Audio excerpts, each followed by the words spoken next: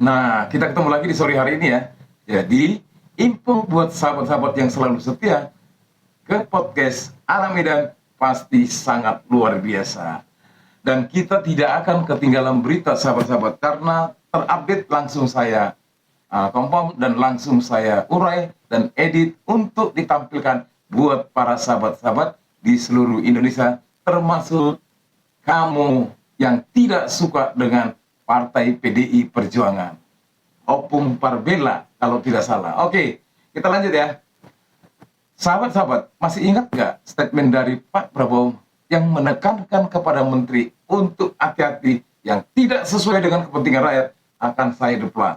Dan hasilnya, wow, mari kita lihat kinerja dari Kementerian Keuangan bekerja sama dengan aparat bea cukai dan kepolisian. Apa itu? Kita lihat. Humas, tolong humus. Humus.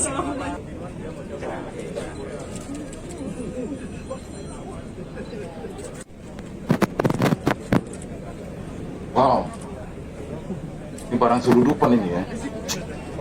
Rokok, mantap.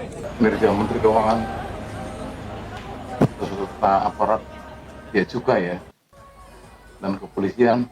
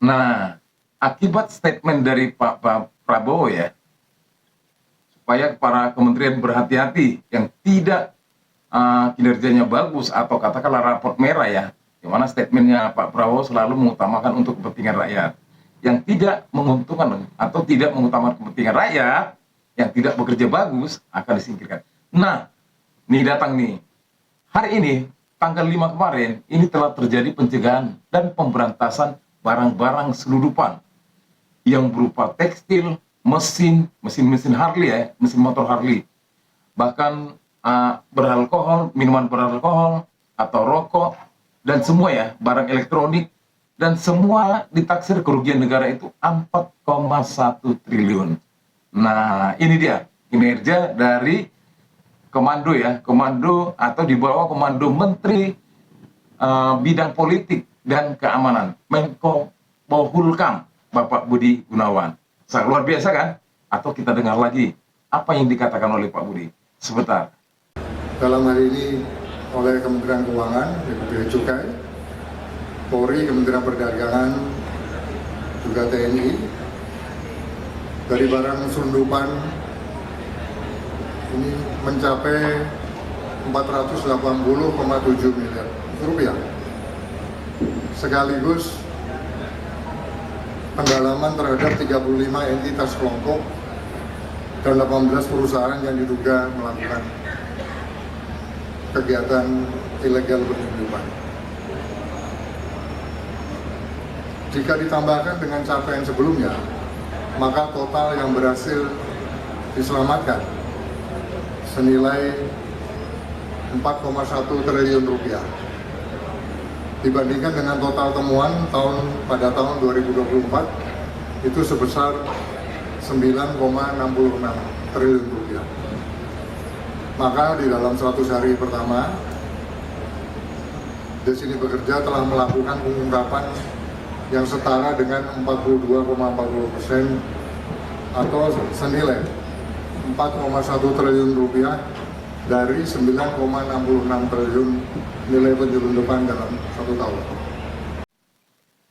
Baik teman-teman, tadi sudah lihat ya, itu adalah kinerja dari salah satu dan gabungan ya, kerjasama antara aparat kementerian di bawah komando Menko Polhukam. Nah, efek dari statement Pak Prabowo juga nyasar ke aparat penegak hukum, khususnya kejaksaan. Ada apa itu? Kita lihat info selanjutnya.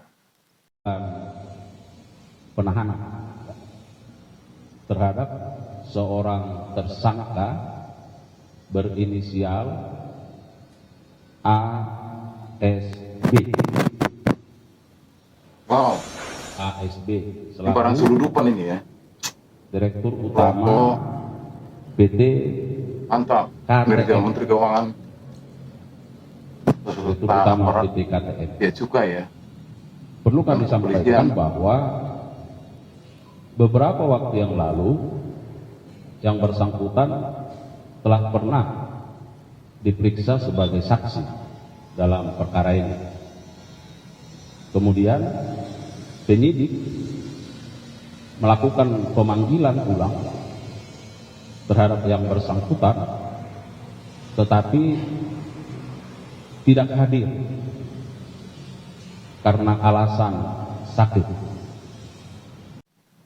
Keterangan dari video yang disampaikan tadi ya, itu adalah dari Kejaksaan Agung yang pada akhirnya kembali menangkap ABS, di mana pada waktu itu adalah kasus dugaan korupsi impor gula, ya, di mana terdakwa tersebut atau pelaku tersebut yang tadinya saksi setelah dimintai keterangan untuk dimintai keterangan selanjutnya dengan alasan sakit, ya biasalah kalau seorang pelaku korupsi atau koruptor kalau sudah dipanggil yang sakit lah, yang inilah pasti akan muncul segala macam penyakitnya.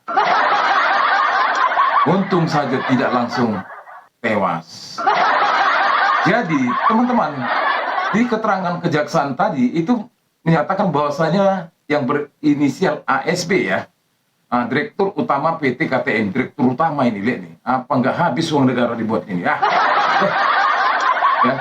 Ditangkap kembali. Kemarin ditanya alasannya sakit, ternyata sakit jantung. Begitulah kalau terlalu banyak kurang tidur karena berpikir terus ketakutan. Seperti kata Pak Prabowo, awas hati-hati bersih-bersih. Dan diduga kerugian negara, 578 miliar. Waduh, ini salah satu kinerja dari aparat penegak hukum kejaksaan. Kita tunggu aparat penegak hukum lainnya. Apakah bisa mengikuti kata-kata statement Pak Prabowo atau diganti selanjutnya? Begitulah teman-teman, di ujung dari konten saya ini, saya mohon buat teman-teman agar kiranya di-share, diberikan komen, agar konten saya ini semakin berkembang. Tentu semua ini adalah untuk penegakan hukum, serta penegakan keadilan, serta menjunjung tinggi nilai-nilai arti kemerdekaan Republik Indonesia. Salam perjuangan, Satyam Eva Jayate, merdeka, merdeka, merdeka.